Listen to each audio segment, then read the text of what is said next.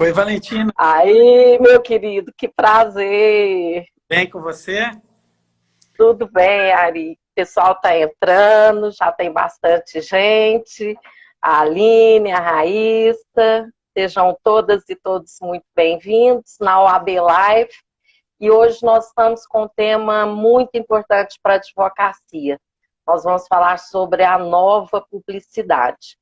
E para isso, ninguém melhor do que o nosso amigo, o Ari Raineto Neto, que além de advogado militante, eu ia falar em Mato Grosso do Sul, mas hoje com esse nosso país globalizado, né, em todo o país, e isso, apesar dessa cara de garoto, é desde 1992, né, Ari? Então já está há tempo aí na militância, é um 28, professor. Oi? 28 anos, né? Nossa, eu não ia fazer essa conta, né? Mas é o secretário-geral adjunto do Conselho Federal da OAB, o corregedor-geral do Conselho Federal, e também, na atual gestão, é o representante institucional do Conselho Federal no Conselho Nacional de Justiça, o nosso CNJ. Pois bem, Ari, seja muito bem-vindo na OAB Goiás, que é também a sua segunda casa.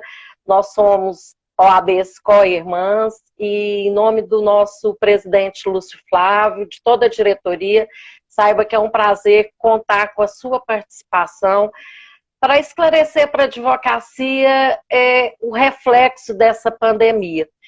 Eu observo que nunca a tecnologia foi tão atual na nossa vida, né? Até aquelas pessoas, eu cito o exemplo da minha mãe, que tem 83 anos, que está participando de live até no exterior, fazendo curso remoto. Então, acho que impactou não só as relações sociais, mas a vida das pessoas de toda e qualquer idade, toda e qualquer raça, etnia, classe social. E por isso, Ari, nós sabemos que o provimento 94, que é de 2000, né, então, para você que gosta de fazer conta aí, 20 anos, né, logicamente que ele precisa de uma repaginada. E é justamente sobre essas alterações, né, que você está à frente nessa idealização desse, eu diria, dessa atualização do próprio provimento. E é por isso, Ari, que nós gostaríamos de ouvir de você da necessidade dessa atualização do provimento, como é que surgiu essa ideia, como é que você fez para colher a opinião da advocacia brasileira sobre esse tema. Bom, primeiro, querida amiga, é um prazer estar com você aqui na OAB Goiás, né? De fato, a OAB Goiás é muito importante na minha vida, porque através do apoio de Goiás é que eu me tornei diretor do Conselho Federal, portanto, eu me sinto representante da advocacia goiana e sempre estar com vocês é uma honra. Você é uma querida amiga, brava guerreira da advocacia, uma líder do Centro. É muito bom estar contigo. Quero também aproveitar a oportunidade de passar nosso presidente, Lúcio Flávio Siqueira de Paiva, também é uma pessoa fantástica, maravilhosa, um homem do bem, comprometido com as causas da advocacia do estado de Goiás. Não posso também deixar de cumprimentar os meus queridos amigos e parceiros de Conselho Federal, Marcelo Terto, Marisvaldo, que está aí conosco, um abraço para você, Rafael Lara, da ESA, Fernando, né, e também o Dalmo, que é de Anápolis, né, nosso tributarista. Né? Portanto, é um time de guerreiros e guerreiras que lutam ao nosso lado na OAB.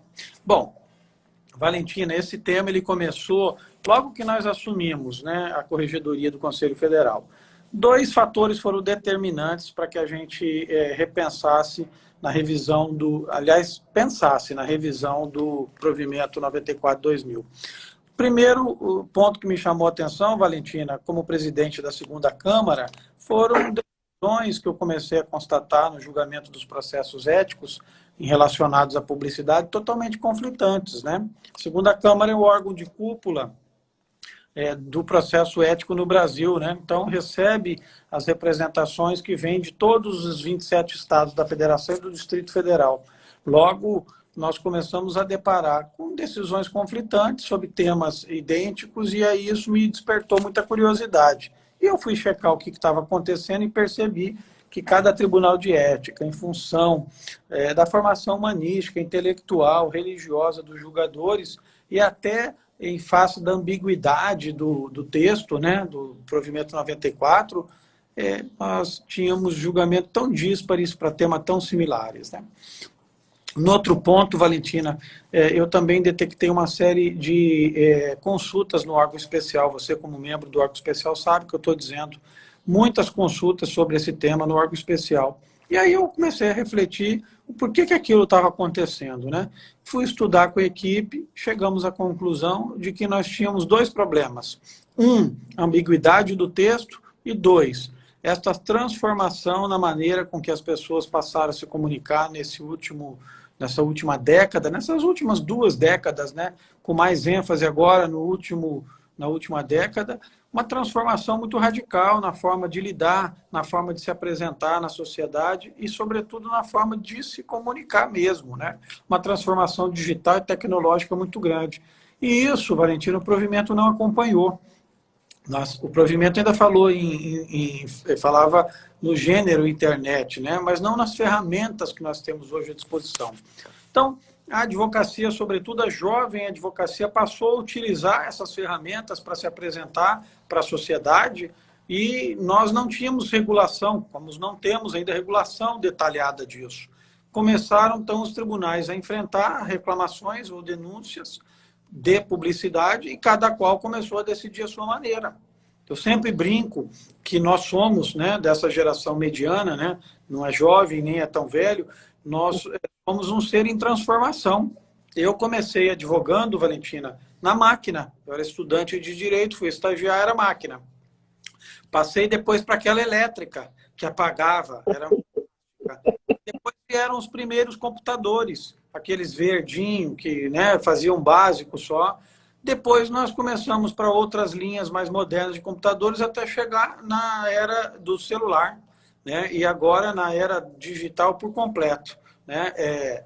Instagram, enfim, você tem hoje no celular todos os recursos possíveis para você trabalhar e se comunicar com as pessoas. Então, para nós, é muito difícil acompanhar essas transformações. Já para o jovem, não, ele já nasceu nessa era. Né? O jovem advogado, ele manuseia bem o Facebook, o Instagram, o TikTok, ele usa o Google Ads, ele patrocina, ele impulsiona, enfim, ele utiliza em toda extensão essas ferramentas digitais, só que a OAB não tem uma regra clara sobre isso. E aí cada julgador aplica no seu bel prazer, na sua competência, né? E a grande dificuldade que nós temos é que também os membros do TED são advogados experientes, até por exigência legal, e aí a grande maioria são alheios a esses recursos digitais. Então, isto foi o grande motivador da revisão do provimento. Eu levei para a diretoria do Conselho Federal uma proposta, e a proposta simplesmente foi acolhida numa perspectiva da necessidade de se aproximar o Conselho Federal da base da advocacia, ouvindo todos, para que a gente pudesse, a partir de um diagnóstico real, construir um novo texto. É isso que a gente pretende fazer em breve. Olha, quando a gente lê o provimento, a gente percebe que realmente é algo fora já do tempo. Não que 20 anos a gente possa pensar, nossa, mas já deu para uma norma ficar assim tão defasada, né? Você mesmo apontou aí problema de ambiguidade, mas a gente vê que ali, por exemplo, ainda fala da possibilidade do advogado, da advogada, fazer publicidade do seu escritório nas listas telefônicas, né? Então, realmente é algo que precisa, e eu entendo que talvez uma nova estrutura, né? Mas aí eu te pergunto, nesse provimento, vocês estão pensando em mudar totalmente, fazer um novo provimento, ou só alterar pontualmente, fazendo a previsão da publicidade nas redes sociais? Qual foi, eu diria, a terminologia adotada por esse grupo de trabalho? Tá, eu quero dar um abraço especial na Nara, que é corregedora e conselheira lá na OAB do Piauí, teve comigo semana passada, é secretária-geral adjunta lá, ela me ajudou a organizar um grande evento. Quero também abraçar todos que estão entrando aí, São Paulo, O Goiás. Antônio Zanetti está mandando um abraço para você. O Magdo Gomes está falando que ele fez curso de datilografia, eu também, viu? Aos 10 anos. O Zanetti é um amigo querido, participamos na discussão do agro. O Brasil, embora continental, e aí é a vantagem da tecnologia, né, Valentina? O Brasil, embora continental, a tecnologia nos aproximou, né? Ontem, para você ter uma ideia, eu fiz uma live com a OAB de Caruaru, no interior de Pernambuco, aniversário da Adriana, ela participou, cumprimentei ela. Inclusive, de manhã eu fiz uma reunião pelo Zoom com o escritório em São Paulo, com o qual eu atuo junto, e final da tarde em Curitiba. Perceba a dimensão das coisas quando a gente usa as tecnologias, né? Então, é muito importante essa transformação, né? Isso é um grande facilitador da nossa vida. E eu percebo que nós não podemos impedir a advocacia, sobretudo a jovem advocacia, de usar essas tecnologias para se apresentar. É óbvio que, Valentina, nós temos que ensiná-los a usar a tecnologia nos termos da nossa legislação. Ou seja, a nossa publicidade ela precisa continuar sendo sóbria, ela precisa ser moderada e ela precisa ser publicidade de conteúdo. Agora, é importante dizer, moderação e sobriedade nesse mundo tecnológico tem um outro viés daquilo que você fez referência agora há pouco, às listas telefônicas, né? Hoje nós temos... Cartão de visita. Não é? Verdade, mudou tudo.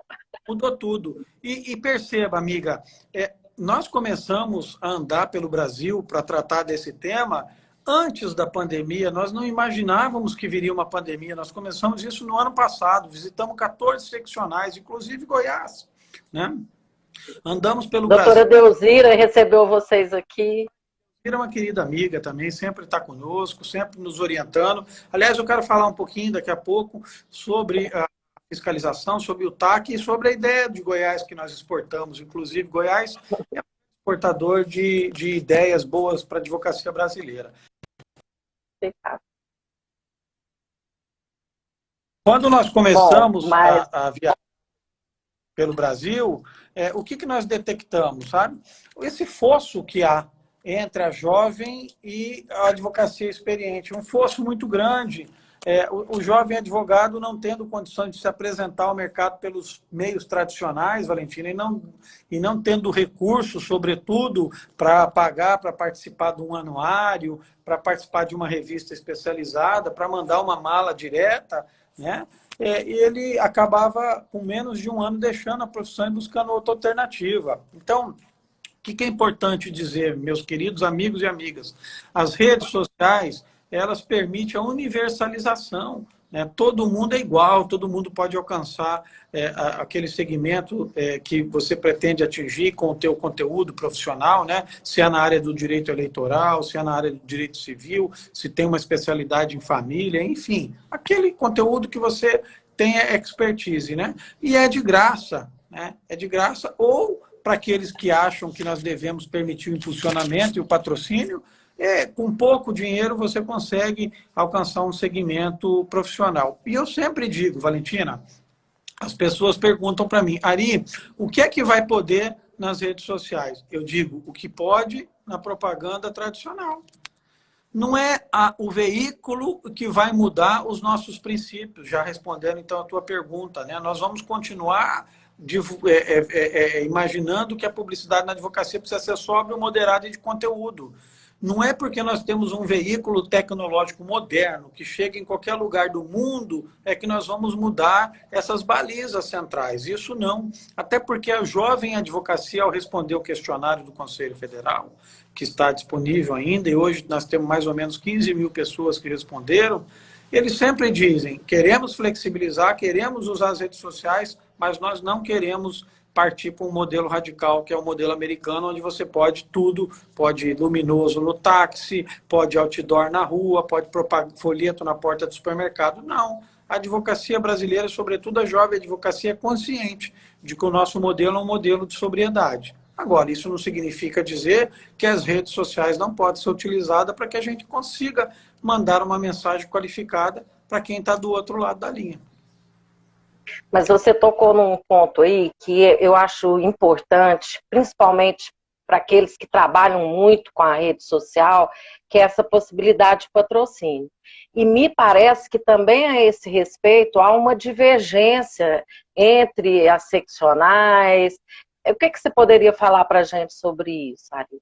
Esse é o tema, Valentina, que mais divide as opiniões hoje, né? Se nós vamos ou não permitir patrocínio. Aonde eu ando, as pessoas me perguntam isso, né? A Jovem Advocacia, através de os seus presidentes reunidos recentemente lá com a Daniela Teixeira, eu participei do encontro com eles, e eles falam que justificam que eles precisam do patrocínio porque efetivamente é uma forma deles darem um alcance maior na sua visibilidade. E eles vão segmentar, vão colocar uma publicidade de conteúdo, mas ele vai dizer o seguinte: olha, eu quero alcançar este público, o patrocínio pode direcionar. Né? E eles entendem que com pouco recurso financeiro você pode fazer isso, não vai haver uma guerra de monetização das relações. Há um outro segmento que acha que isso tira o propósito da nossa publicidade, que é ser visto, né? O patrocínio ele permite digamos, um aumento exponencial através de critérios artificiais, né? Um aumento exponencial. Nós temos que compreender um pouco que a forma de comunicação, a forma de relacionamento advogado e cliente está mudando. Antigamente, o advogado ficava sentado no seu escritório, o cliente, se quisesse contratá-lo, que ia lá. Hoje, não. Nós sabemos que vários mercados no Brasil, sobretudo São Paulo, são alvos de tentativa de captação legítima, é claro, por advogados do Brasil todo. Vários advogados de Goiás, do Mato Grosso do Sul, do Rio de Janeiro, abriram escritório em São Paulo, usando uma expressão, vamos lá garimpar clientes, vamos lá pescar clientes. Ou seja, eles vão nas empresas e apresentam aquilo que eles fazem de bom. Não há nada de ilegal nisso, muito pelo contrário. Né? O Tribunal de Ética de São Paulo já decidiu que a visita a potencial cliente, desde que você não vá lá denegrir a imagem de um outro advogado, ela é uma atividade legítima. Você está trabalhando para conquistar um negócio e daquele negócio ter um faturamento. Nós não temos que ter vergonha de dizer que a nossa publicidade visa chamar a atenção para o nosso trabalho e transformar isto num negócio e em receita para o nosso escritório. Mas, Valentina, foi feita uma pesquisa recente. Ainda continuamos com a maior forma de captação, o boca a boca.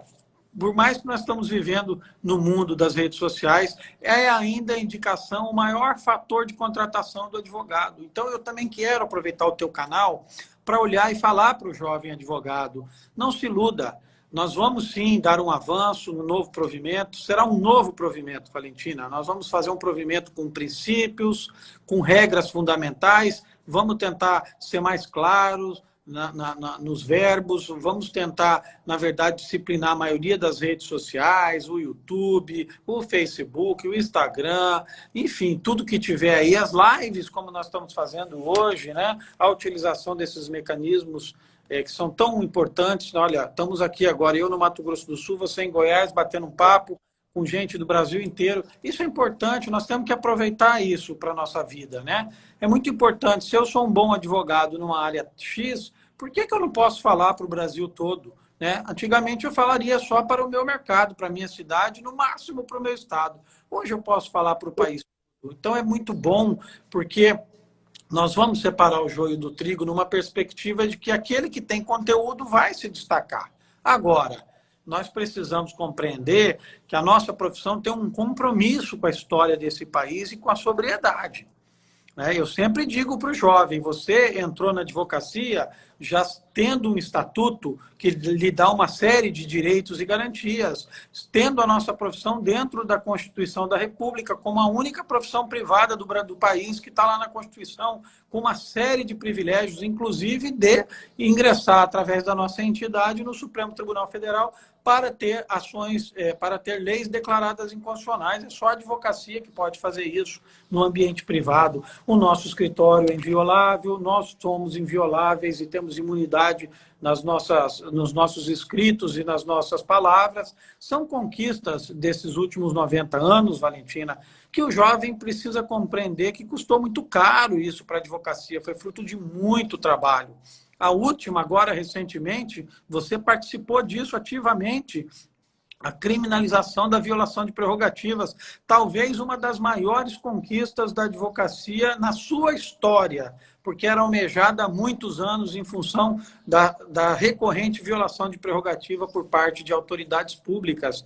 E como a advocacia fez para ter essas conquistas? Então, é isso que eu quero me dirigir para a jovem advocacia que está aqui conosco, trabalhando com muita seriedade, mostrando conteúdo qualificado, mostrando a importância da nossa profissão no cenário nacional, né, Valentina?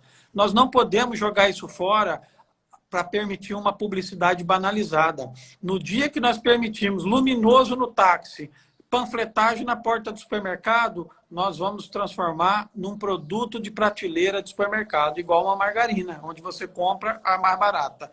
E aí nós vamos começar derrocada da nossa profissão. Nós vamos começar a perder estas garantias e esses privilégios que nós temos de muito trabalho e suor de homens e mulheres nesses 90 anos. Então, este compromisso com a história, nós não podemos deixar de repassar para os jovens advogados brasileiros.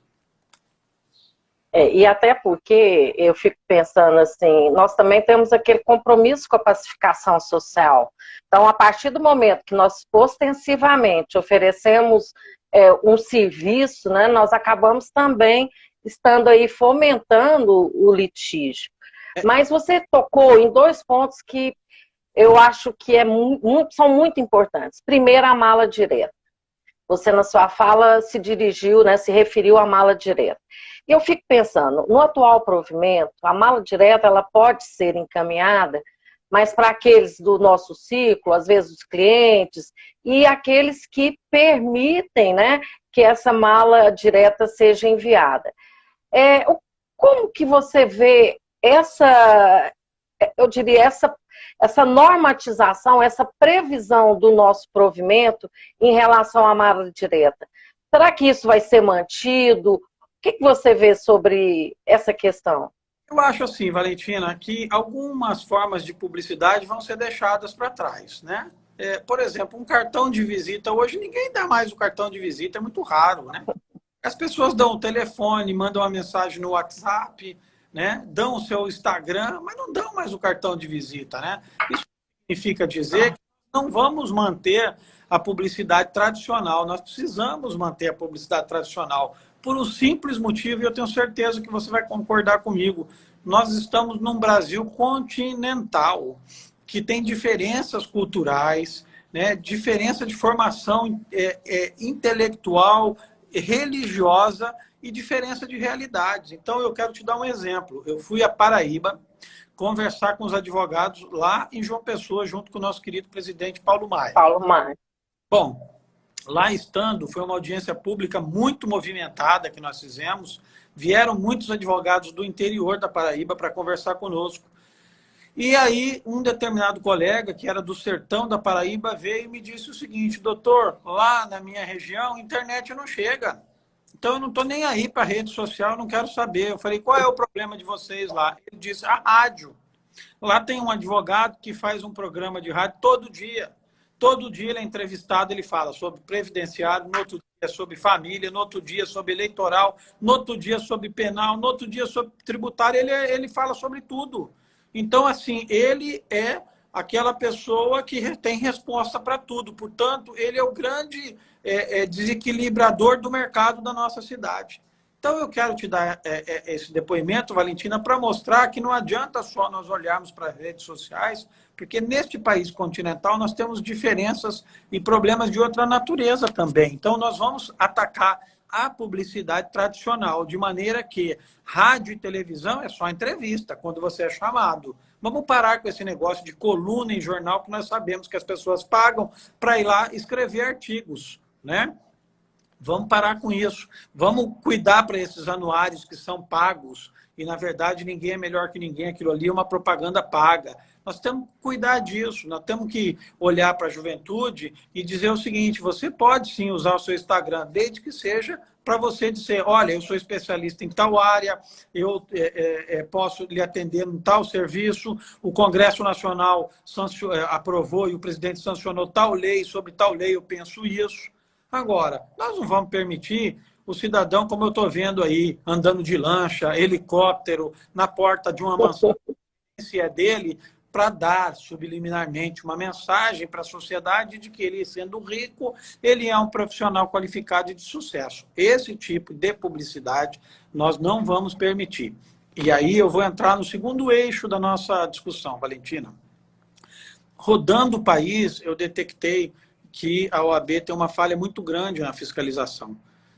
A falha, ela não é do sistema, é da falta de investimento ao longo dos anos. A advocacia se multiplicou, hoje estamos com quase 1.300.000 profissionais. As redes sociais expandiram, né, na última década de maneira incontrolável. Então, a OAB não está preparada para isso tudo. Então, o que nós estamos fazendo? Nós criamos a Coordenação Nacional de Fiscalização, linkamos esta coordenação nacional com as 27 seccionais, doamos um veículo para cada um para incentivar que todas montassem as comissões de fiscalização. E agora, junto com a nossa equipe, Valentina, nós estamos criando o app da fiscalização. Na próxima sessão presencial, nós vamos apresentar o app, todo advogado vai poder baixar no seu celular, e a partir daquele momento ele vai ser um fiscal da advocacia, passando pela rua, detectando que alguém está exercendo a advocacia de forma ilegal, oferecendo panfleto, uma publicidade, um outdoor, enfim, qualquer coisa, ele tira uma foto, faz um vídeo, aperta, chega lá no Conselho Federal na hora.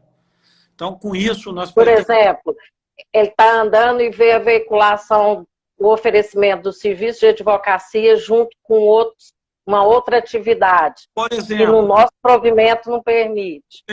Ou ele vê lá um lawyer truck, que eu chamo, que é aquele veículo que a pessoa sai na rua. Tem veículos no interior aí que eu já vi oferecendo serviço jurídico, para o caminhão na rua e fica atendendo pessoas nos bairros. Isso é proibido. Então ele vê aquilo, ele vai mandar na hora, nós vamos receber lá com a equipe e vamos dar o devido tratamento. Então, nós estamos nos estruturando, estamos investindo em TI, estamos investindo em algoritmos e inteligência artificial. Hoje, o Conselho Federal já tem uma outra estrutura para poder dar conta de receber denúncias e dar vazão a isso. Você, como conselheira federal e participante ativa das atividades do Conselho Federal, percebe que já houve uma mudança, né? Por exemplo, em relação às startups que estão oferecendo serviço jurídico e não... Aliás, não existe empresa.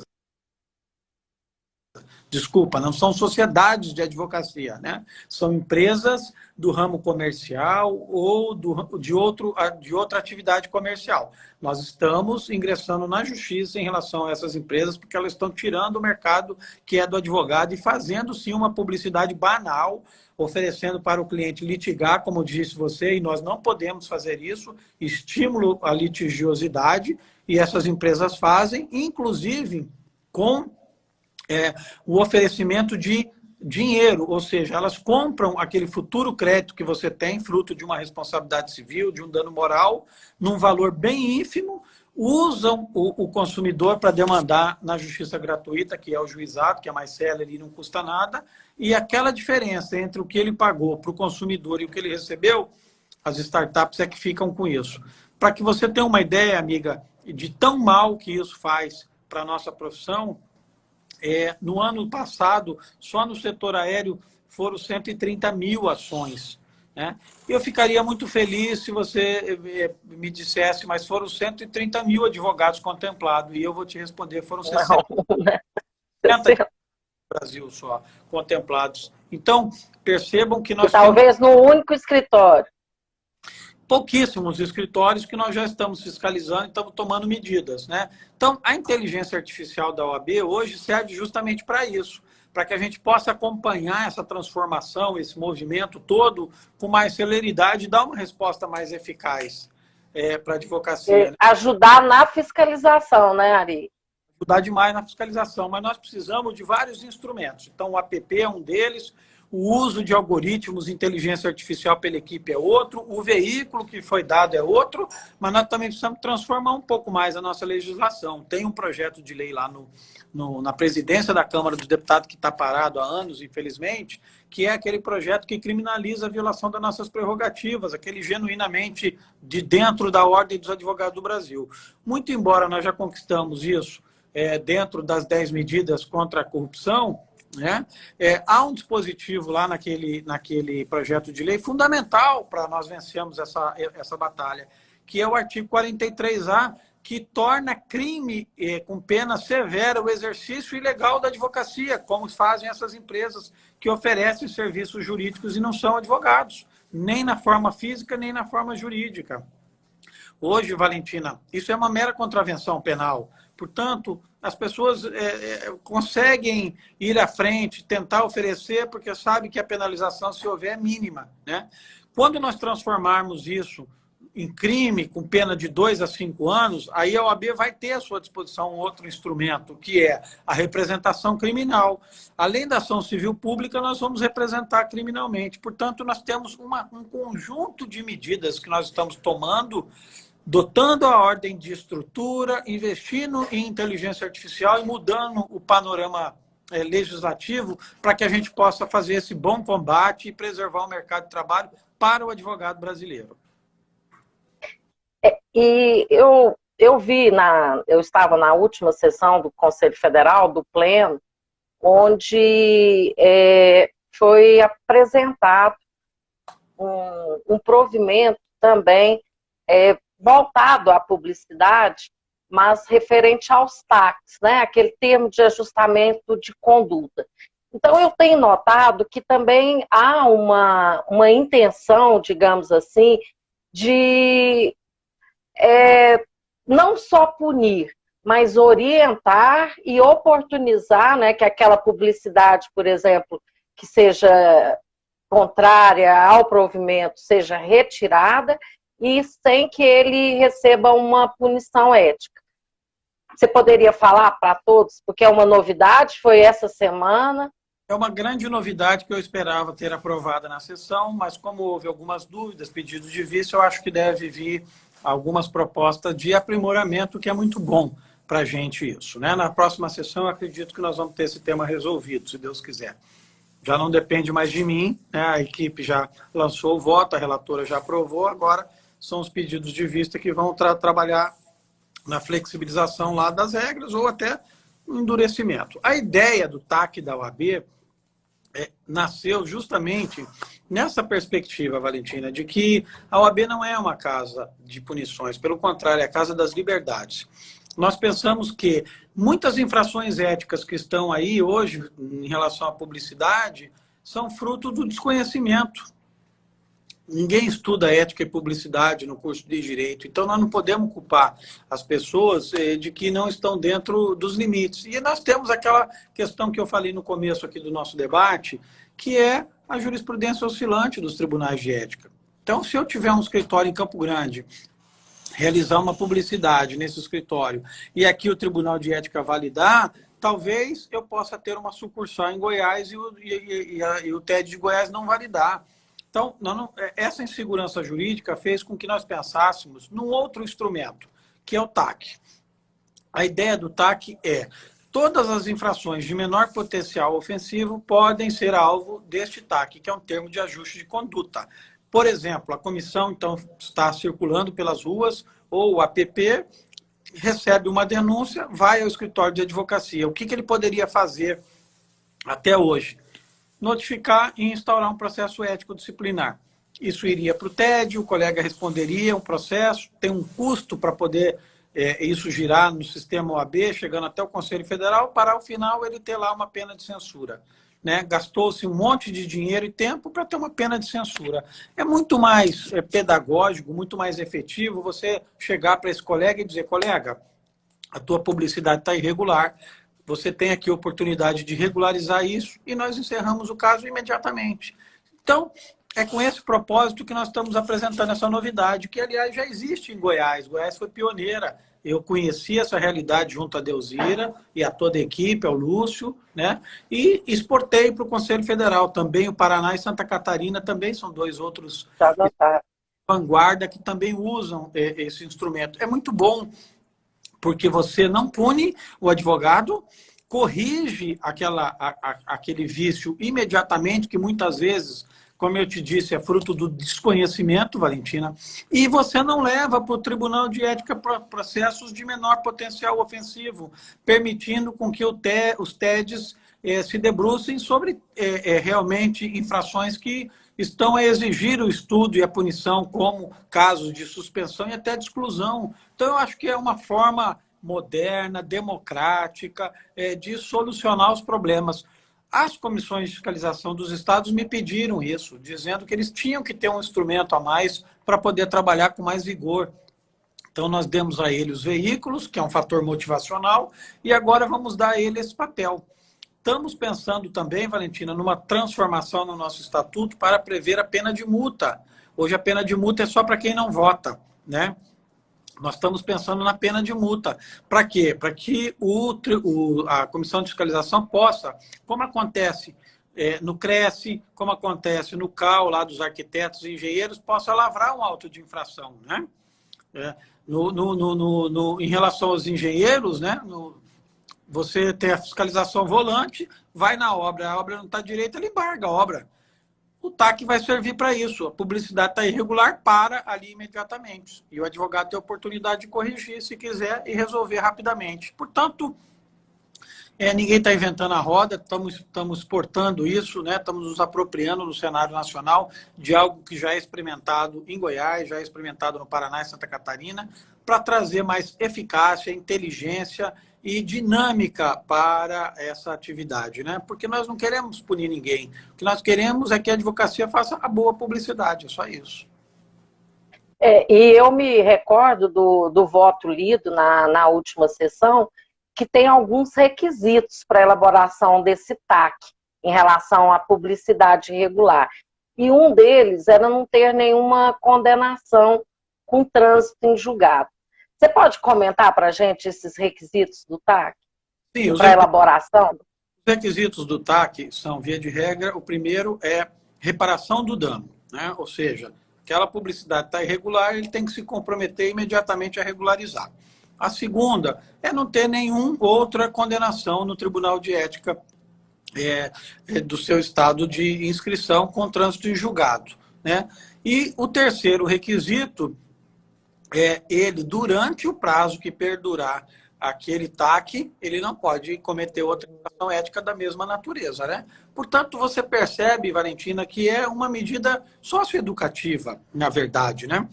Há, inclusive, sugestão, eu não sei se do Paraná ou da Bahia, para que nós coloquemos lá como uma outra exigência que ele frequente cursos de ética, cursos de publicidade. Então, a gente vai deixar também um pouco aí de liberalidade, de discricionariedade para o aplicador, no caso, os tribunais de ética e as seccionais, para que eles possam, no caso concreto, ter uma flexibilidade para exigir mais ou exigir menos. Mas as regras básicas são essas, né? Ele não pode ter outra condenação transitada em julgado, ele tem que reparar o dano imediatamente, e durante o período que perdurar aquele acordo, né, que é o TAC, ele não pode ter outra infração, senão cai o TAC e aí abre-se o processo ético, né? Eu tenho certeza que esse instrumento vai ser muito bem recebido pela advocacia, que os tribunais de ética vão ficar felizes porque eles vão ter tempo para se debruçar sobre causas que realmente demandam estudo e atenção, e a própria advocacia vai perceber que nós queremos, no fundo, regular dentro dos limites legais a nossa publicidade, que ninguém quer sair caçando ninguém. Mas eu achei muito interessante você contar aquela experiência com o senhor do sertão da Paraíba, que falou do rádio. Porque é interessante que a gente verifica no provimento que a publicidade no rádio e na televisão são vedadas. Mas hoje, quando a gente vê o YouTube, Instagram, aí eu fico pensando, será que ainda justifica a manutenção da proibição da televisão e da rádio? Ou nós vamos aplicar a elas as mesmas regras do YouTube, do Instagram, ou não? A televisão e o rádio tem que ter uma normatização, um regramento diferenciado por causa do poder econômico, né? Porque no Instagram você faz uma publicidade de graça, barata praticamente, mesmo, né, tendo aí esses patrocínios.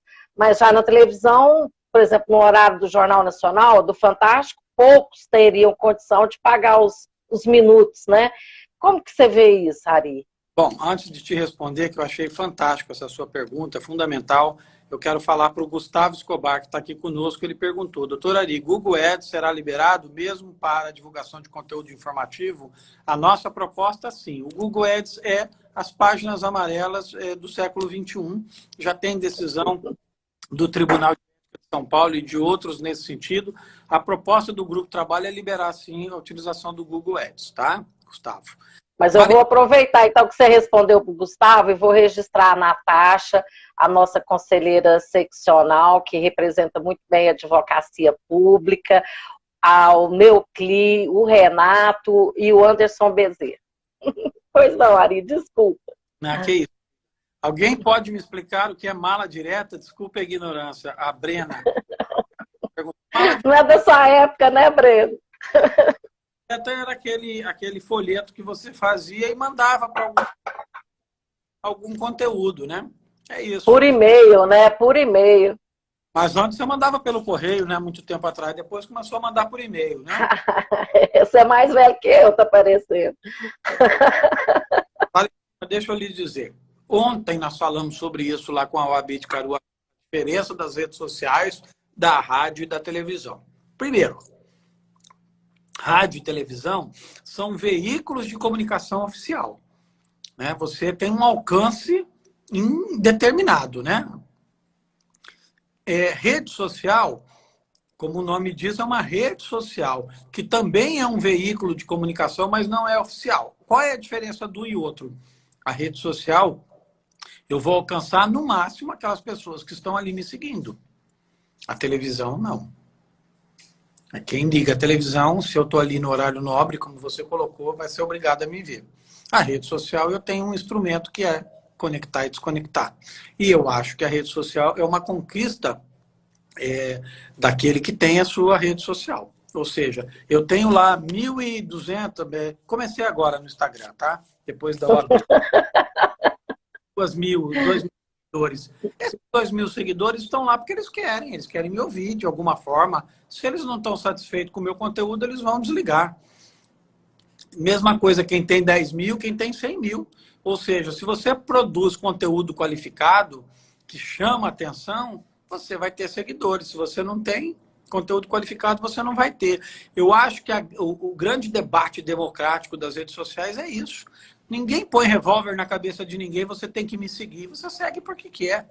Então, eu acho que tem uma grande diferença em relação à rádio e televisão. Eu acredito que o Grupo Trabalho vai continuar permitindo na rádio e na televisão entrevista. Mas nós vamos fiscalizar mais de perto o que é entrevista e o que é uma publicidade subliminar disfarçada de entrevista. Por exemplo, eu vou falar por mim. Eu atuo bastante com direito eleitoral. Eu fui membro do tribunal aqui na classe dos advogados, já atuava antes, continuei atuando, me especializei, escrevi livros. Enfim, as pessoas me conhecem como advogado que atua nessa área. Bom, quem atua na área eleitoral atua para políticos, óbvio, né? E você atuando para político, os políticos são personalidades públicas. Logo, não você, mas os casos desses políticos interessam para a grande mídia, interessa para a sociedade. Então, é natural que você, como advogado, envolvido num caso que envolva a cassação de um prefeito, de um governador, de um deputado, você acaba sendo atraído para essa mídia, para fazer entrevista, para falar do caso concreto, porque são casos públicos que você não tem como esconder. Diferentemente, são aqueles casos onde o colega vai para a rede social sem autorização do cliente e fica falando, olha, saí do tribunal agora, ganhei um caso assim, assim, assado, que a mídia não divulgou. Então, eu separaria aquilo que é interesse público, né, daquilo que é uma tentativa de exposição indevida do próprio advogado. Eu acho que dá para ficar claro uma coisa e outra, né? Agora, Valentina, nós precisamos entender que o provimento não tem como ser exaustivo, ele não tem como, por maior que o grupo de trabalho faça um esforço, contemplar todas as hipóteses, né? É uma regra geral, e aí o caso concreto é que vai ver onde é que ele se aplica ou não. A minha proposta é que sejamos mais detalhista possível. Isto pode, isto não pode, isto pode até aqui. Vamos dar um exemplo clássico aqui? O cartão, que eu falei para você que está em desuso, né? O cartão, né? Outro dia alguém falou, mas na questão da advocacia de massa ou na questão dos grandes centros, isso não é importante. Eu falei, então, depende muito do lugar onde você está. Por exemplo, vou contar uma história aqui para você.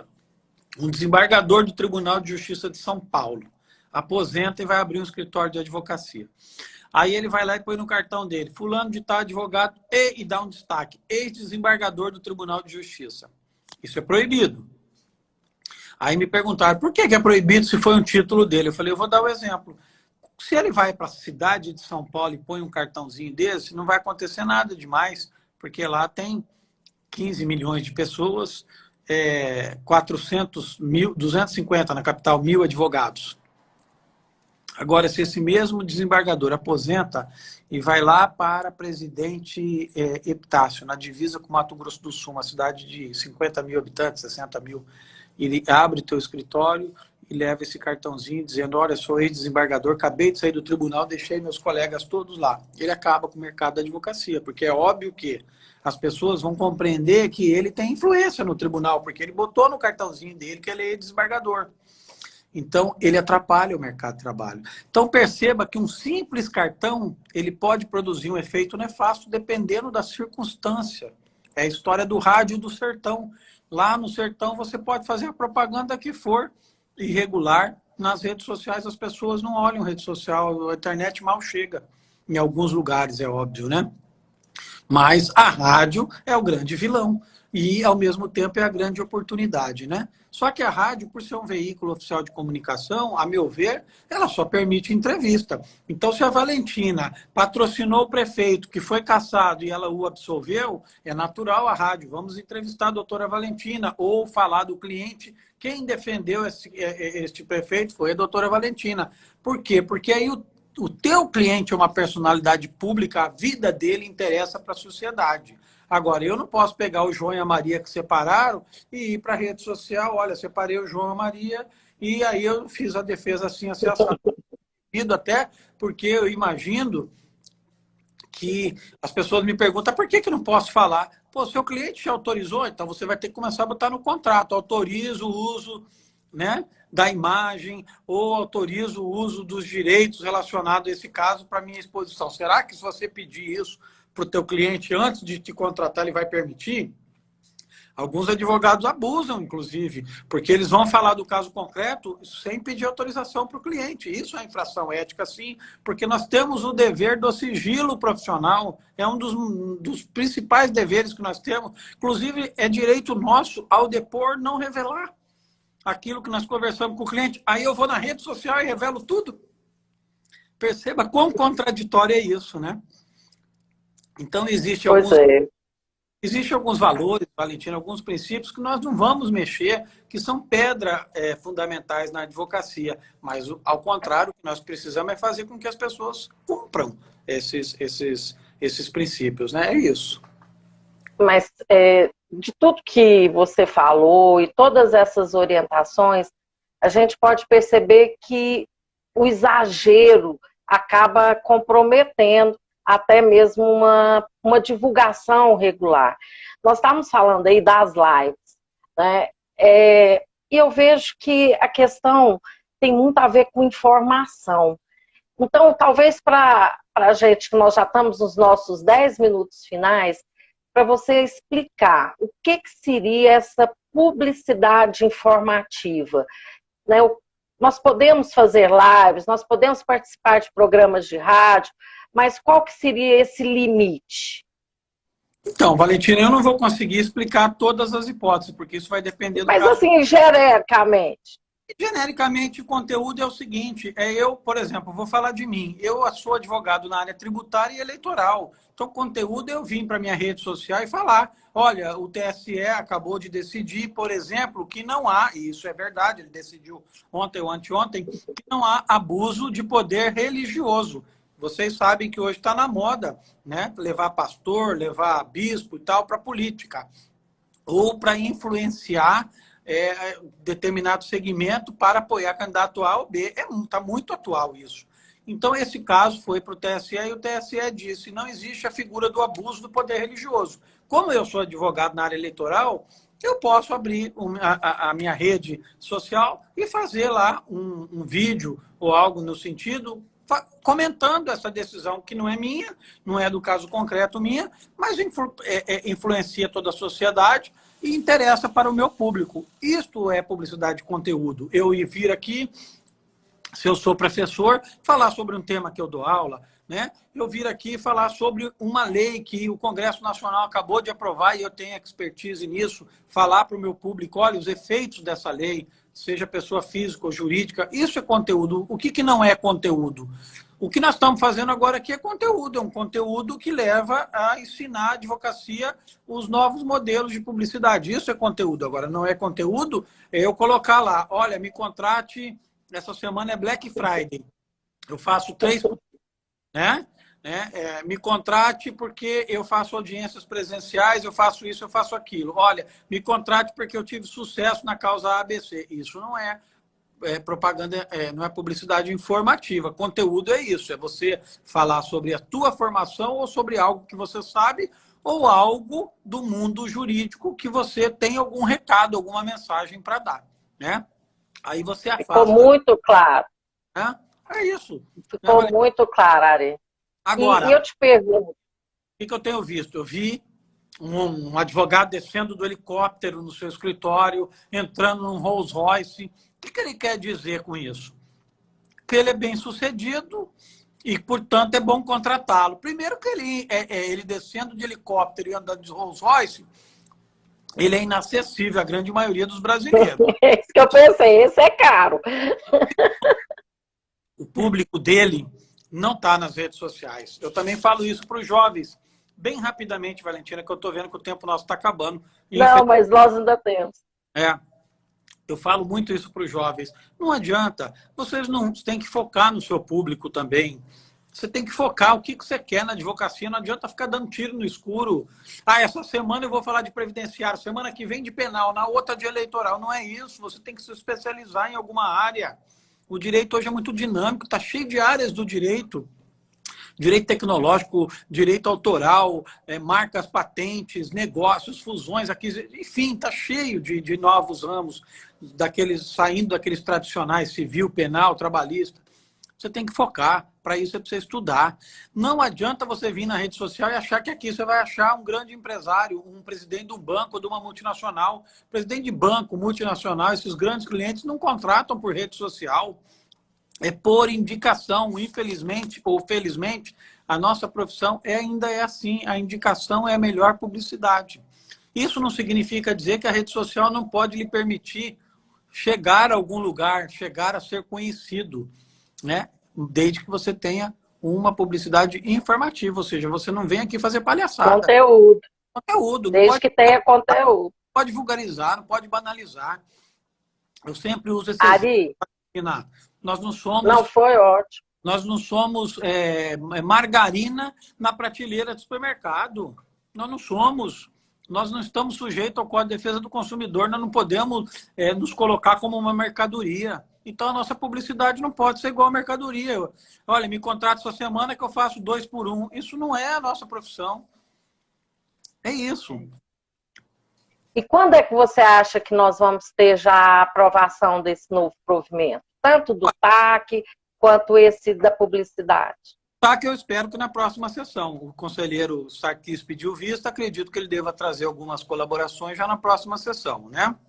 É muito importante que a advocacia quer isso, o colégio presidente, os TEDs querem isso, então vamos aguardar o voto que ele vai trazer para colaborar, com certeza vai me ajudar a aprimorar o TAC.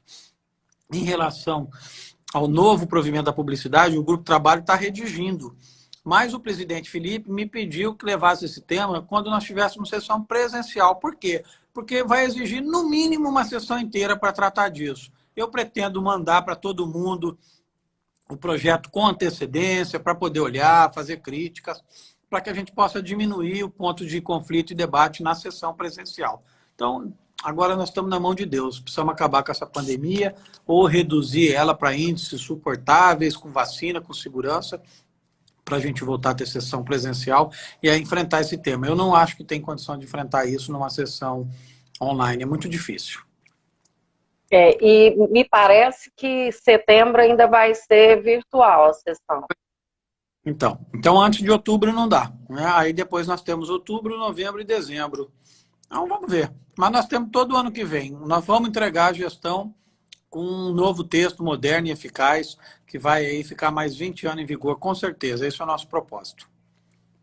E eu quero te parabenizar, Ari, porque a forma com que vocês fizeram esse provimento sobre a publicidade, colhendo informações, sugestões da advocacia no país inteiro, e nem a pandemia impediu, né? Porque vocês deixaram de ir presencialmente, mas fizeram reuniões virtuais. Então, eu acredito que esse ouvir a advocacia, principalmente a advocacia jovem, vai fazer toda a diferença nesse texto que vocês vão apresentar ao Conselho Pleno do Conselho Federal. Então, meus parabéns a você. É isso, a gente continua fazendo lives, trabalhando, toda semana eu faço 2, 3, a Grace também está fazendo isso, que está me ajudando. Então, o que a gente quer, sabe, Valentina, é apresentar um texto que seja o desejo da maioria dos advogados brasileiros, porque senão não tem sentido você estar na OAB e não ouvir aquele que é a razão da sua existência, que são os advogados, né? Nós precisamos dar uma oportunidade para o jovem. Ele precisa ter um espaço para ele poder se apresentar, para ele poder sobreviver, inclusive, né? Então é muito importante essa interação. E com as ferramentas que ele domina, que ele tem costume, isso é que é muito importante, né? Quando a gente vê o que é mala direta, porque não faz parte da realidade. Então, realmente, nós temos que adaptar e modificar as nossas normas para recepcionar essa nova realidade. Mas eu, Ari, quero aproveitar os últimos minutos para agradecer muitíssimo a sua presença. O faço no nome dos nossos colegas, conselheiros federais. Agradeço a presença do Marisvaldo, agradeço ao Lúcio, a toda a diretoria da OAB, mas principalmente a você por estar sempre conosco aqui. Muito obrigado, Pode usar os 2 minutinhos aí. Um beijo no teu coração. Para mim é uma alegria estar aqui com você ainda. Eu fico mais feliz ainda. Adoro o Lúcio. Obrigada. Adoro o conselheiro de Goiás. Sou um representante de Goiás também no Conselho Federal. Portanto, me sinto em casa. Tantas quantas vezes vocês me chamarem, eu vou estar aí com o maior prazer do mundo. Então, que a gente possa fazer dessa luta uma luta da advocacia, da jovem advocacia brasileira. E, se Deus quiser, em breve nós vamos ter essa transformação. Estamos juntos. Muito obrigado. Gratidão, irmão. Seja sempre bem-vindo. Obrigado. E vamos agora encerrar essa live. Muito obrigada a todos que nos acompanharam.